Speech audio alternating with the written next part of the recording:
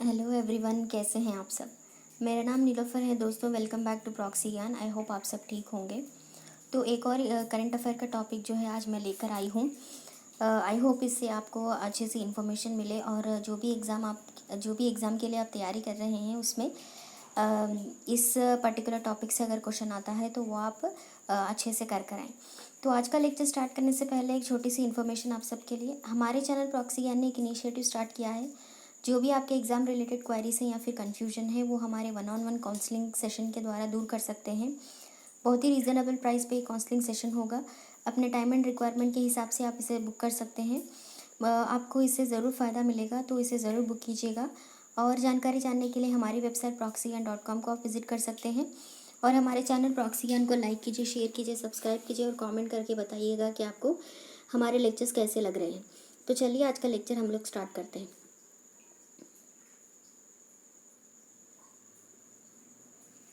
तो आज का लेक्चर जो है वो लॉन्च ऑफ तुशिल फ्राइगेट, जो कि हमारा और रशिया के साथ जो पार्टनरशिप वाला शिप जो है वो आज लॉन्च हो चुका है रशिया में ही। तो इसके बारे में हम लोग डिटेल से पढ़ेंगे कि ये शिप क्या होता है, इसकी कैपेसिटी क्या होती है और किसने इसको बनाया है, और कई सारे डिटेल्स जो है इसके हम आज पढ़ने वाले हैं। तो चलिए स्टार्ट करते हैं। The 7th Indian Navy frigate of P1135.6 class was launched on 28 October 2021, that is today, at Yantar Shipyard, Kaliningrad, Russia, in presence of Shri D. Bala Venkatesh Varma, Ambassador of India, Moscow, and senior dignitaries of the Russia. So the ship was formally named as Tushil. Tushil is a Sanskrit word meaning protector shield.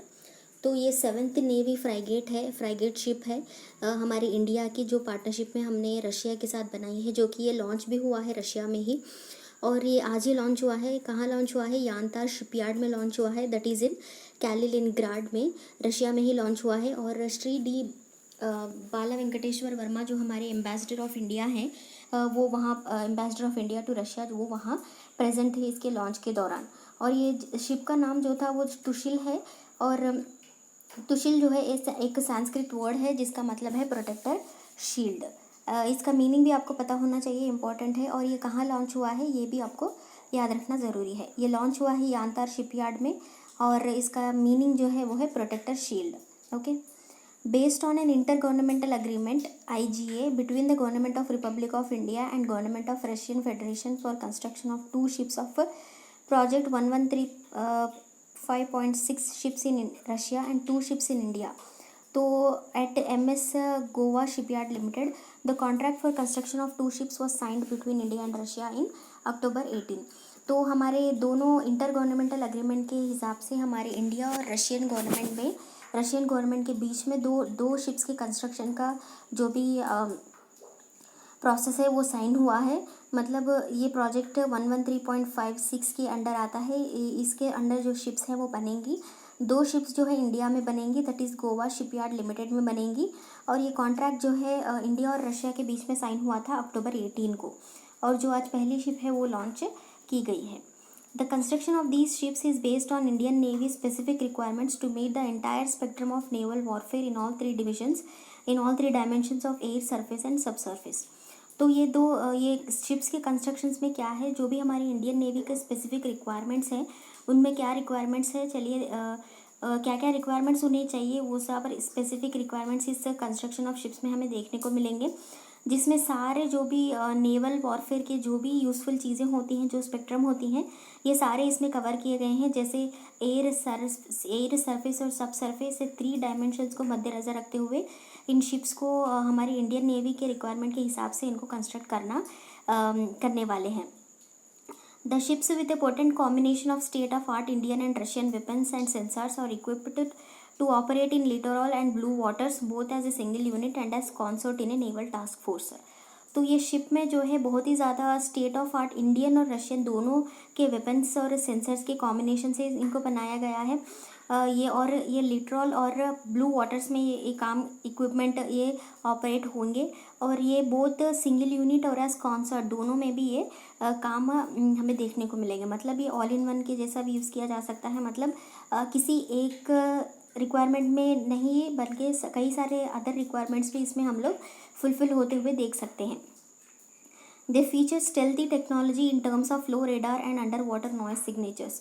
तो इसमें बहुत ही ज़्यादा powerful technology use की गई है इन terms of low radar, जो radar नहीं दिखाता दूसरे शिप्स में, और अगर वाटर के अंडर है तो वहाँ भी नॉइसेस के चांसेस भी जो है बहुत कम है, मतलब शिप है या नहीं ये पता नहीं चलेगा। These ships are being equipped with major Indian supplied equipment such as the surface-to-surface missiles, sonar system, surface surveillance radar, communication suite and ASW system along with Russian surface-to-air missiles and gun mounts। तो ये ships जो है वो बहुत ही ज़्यादा equipped हैं, जैसे major Indian हमारे जो बहुत ही मेजर इंडियन सप्लाईज जो होते हैं उनसे इनको इक्विप्ड किया गया है इनको, जैसे हमारे सरफेस टू सरफेस मिसाइल्स होते हैं उनके इक्विपमेंट्स भी इसमें लिए गए हैं, सोनार सिस्टम के भी लिए गए हैं, सिस्टम सर्विलियंस रेडार के भी, कम्युनिकेशन सूट और ASW system along with Russian surface to air missiles और गन माउंट्स। ये इनमें से कई सारे जो इक्विपमेंट जो है इसमें लिए गए हैं ताकि इसको जो है स्टेल्दी टेक्नोलॉजी यूज़ करके हम लोग दुश्मनों से अच्छे से लड़ पाएँ। Shri D Bala Venkateshwar Varma, ambassador of India, जो कि इस जो लॉन्च हुई है तुशिल उसके दौरान ये प्रेजेंट थे वहाँ पर, highlighted the long standing tradition of military technology cooperation between India and Russia. इन्होंने कहा है कि हमारी बहुत ही पुरानी ट्रेडिशन है रशिया के साथ, अगर हम मिलिट्री टेक्निकल कोऑपरेशन में अगर बात करें तो हमारी और रशिया की दोस्ती काफ़ी पुरानी है और ये ट्रेडिशनल है। He acknowledge the effort put in by the Yantar shipyard, जो कि जहाँ पर ये लॉन्च हुई है, to ensure that the ship was launched as per contractual timelines overcoming the challenges imposed by कोविड-19। तो इन्होंने जो भी यांत्रा शिपयार्ड जो है जहाँ पर ये शिप लॉन्च हुई है उनको भी इन्होंने एक्नॉलेज किया है, उनको थैंक्स बोला है कि उन्होंने जो भी पोस्ट पैंडमिक जो भी कोविड-19 है उसको मद्देनज़र रखते हुए उसको अच्छे से प्रिकॉशंस लेते हुए उस टाइमलाइन को कवर करते हुए कॉन्ट्रैक्चुअल टाइमलाइन को इन्होंने अच्छे से इस शिप को लॉन्च किया है। तो प्रोजेक्ट 1135.6 क्लास फ्रिगेट्स, इसका बैकग्राउंड एक देख लेते हैं ताकि हमें एक अच्छी सी डिटेल्ड पिक्चर हमारे माइंड में आ जाए। प्रोजेक्ट 1135.6 ऑल्सो नोन एज क्रिवैक और तलवार क्लास फ्रिगेट्स, इस पर्टिकुलर प्रोजेक्ट को क्रिवैक और तलवार क्लास फ्रिगेट्स भी बोला जाता है, और a class of stealth guided missile frigates that are designed and built by Russia for the Indian navy.